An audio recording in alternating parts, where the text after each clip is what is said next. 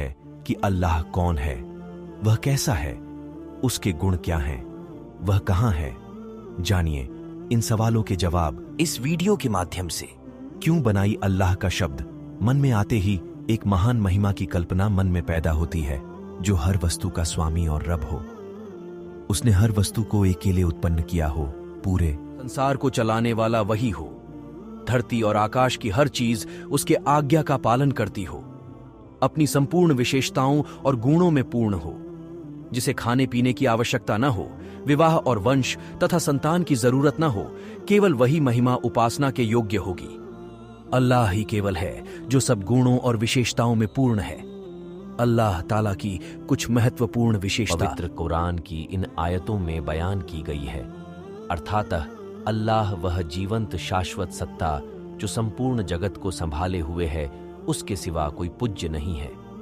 वह न सोता और न उसे ऊंघ लगती है।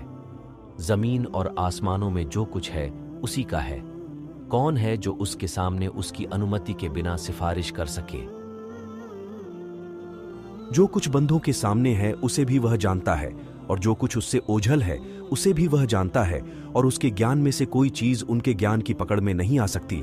यह और बात है कि किसी चीज का ज्ञान वह खुद ही उनको देना चाहे। उसका राज्य आसमानों और जमीन पर छाया हुआ है, और उनकी देख रेख उसके लिए थका देने वाला काम नहीं है। बस वही एक महान और सर्वोपरि सत्ता है। अल्लाह ताला ही अकेला संसार और उसकी हर वस्तु का मालिक और स्वामी है। उसी ने संपूर्ण वस्तु की रचना की है।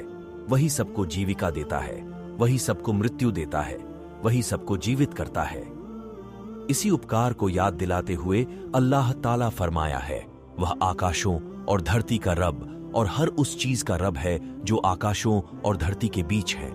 यदि तुम लोग वास्तव में विश्वास अल्लाह के गुणों और विशेषताओं तथा नामों में कोई उसका भागीदार नहीं है, इन विशेषताओं और गुणों को वैसे ही माना जाए जैसे अल्लाह ने उसको अपने लिए बताया है, या अल्लाह के नबी अलैहिस्सलातु वस्सलाम ने उस विशेषता के बारे में खबर दी है, न उनके अर्थ को बदला जाए और न उसके अर्थ का इनकार किया जाए, न ही उनकी कैफियत आकार बयान की जाए और न ही दूसरी किसी वस्तु से उसका उदाहरण दिया जाए, बल्कि यह कहा जाए कि अल्लाह ताला सुनता है, देखता है, जानता है, शक्तिशाली है, जैसा कि अल्लाह की शान के योग्य है।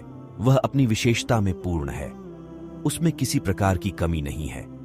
कोई उस जैसा नहीं हो सकता और न ही उसकी विशेषता में भागीदार हो सकता है। उसी तरह उन सर्व विशेषताओं और गुणों का अल्लाह से इनकार किया जाए जिनका इनकार अल्लाह ने किया है, या अल्लाह के नबी अलैहिस्सलातु वस्सलाम ने उस सिफत का इनकार अल्लाह से किया है। अल्लाह ताला इस विशेषता से हमेशा से परिपूर्ण है और हमेशा परिपूर्ण रहेगा। उदाहरण के तौर पर अल्लाह का ज्ञान, अल्लाह का सुनना, देखना, अल्लाह की शक्ति, अल्लाह का हाथ, अल्लाह का चेहरा आदि, और इन विशेषता को वैसे ही माना जाए जैसा कि अल्लाह ताला के योग्य है। न ही इन विशेषताओं के अर्थ को परिवर्तन किया जाए और न इन विशेषताओं के अर्थ का इनकार किया जाए, और न इन विशेषताओं की दूसरी किसी वस्तु से तशबीह दी जाए, और न ही इन विशेषताओं की अवस्था या हालत बयान की जाए, और न ही उसकी किसी विशेषता का आकार बयान किया जाए, बल्कि कहा जाए कि अल्लाह ताला का हाथ है जैसा कि उसकी शान के योग्य है। यह वह विशेषता है जो अल्लाह की इच्छा और इरादा पर निर्भर करती है। यदि अल्लाह चाहता है तो करता और नहीं चाहता तो नहीं करता। उदाहरण के तौर पर यदि अल्लाह ताला किसी दास के अच्छे काम पर प्रसन्न होता है तो किसी दास के बुरे काम पर अप्रसन्न होता है। किसी दास के अच्छे काम से खुश होकर उसे ज्यादा रोजी देता है तो किसी के बदले को पारलौकिक जीवन के लिए सुरक्षित कर देता है, जैसा वह चाहता है करता है आदि। इसीलिए केवल उसी की पूजा और उपासना की जाए। उसकी पूजा तथा इबादत में किसी को भागीदार न बनाया जाए। अल्लाह ताला ने लोगों को अपनी यह नेमतें याद दिलाते हुए आदेश दिया है कि जब सारे उपकार हमारे हैं तो पूजा अन्य की क्यों करते हो लोगों। पूजा करो अपने उस रब मालिक की जो तुम्हारा और तुमसे पहले जो लोग हुए हैं उन सब का पैदा करने वाला है। तुम्हारे बचने की आशा इसी प्रकार हो सकती है।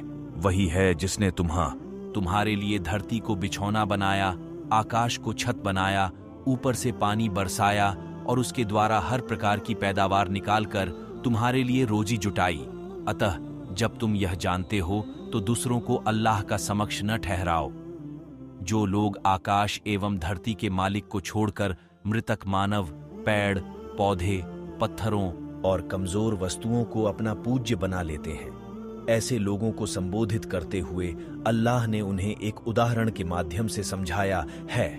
अर्थात, हे लोगों, एक मिसाल दी जा रही है, जरा ध्यान से सुनो। अल्लाह के सिवा तुम जिन जिन को पुकारते रहे हो वे एक मक्खी पैदा नहीं कर सकते। अगर मक्खी उनसे कोई चीज ले भागे तो ये उसे भी उससे छीन नहीं सकते। बड़ा कमजोर है मांगने वाला और बहुत कमजोर है जिससे मांगा जा रहा है। धरती और आकाश की हर चीज को अल्लाह ताला ही ने उत्पन्न किया है। इन संपूर्ण संसार को वही रोजी देता है। संपूर्ण जगत में उसी का इख्तियार चलता है। तो यह बिल्कुल बुद्धि के खिलाफ है कि कुछ लोग अपने ही जैसों या अपने से कमतर की पूजा और उपासना करें, जबकि वह भी उन्हीं की तरह मुहताज है। जब मखलूक में से कोई भी इबादत सही हकदार नहीं है तो वही इबादत का हकदार हुआ जिसने इन सारी चीजों को पैदा किया है, और वह केवल अल्लाह ताला की जात है जो हर कमी और दोष से पवित्र है। यही कारण है कि प्रत्येक मानव जब कठिनाई तथा संकट में होते हैं तो उनकी आंखें आकाश की ओर उठती हैं कि हे ईश्वर, तू मुझे इस संकट से निकाल दे। किंतु जब वह खुशहाली में होते हैं तो उसे छोड़कर विभिन्न दरवाजों का चक्कर काटते हैं। इस प्रकार स्वयं को जलील और अपमानित करते हैं। ज्ञात ये हुआ कि हर मानव का हृदय कहता है कि ईश्वर ऊपर है, परंतु पूर्वजों की देखा देखी अपने वास्तविक पालनहार को छोड़कर बेजान वस्तुओं की भक्ति में ग्रस्त रहता है, जिनसे उसे न कोई लाभ मिलता है न नुकसान होता है।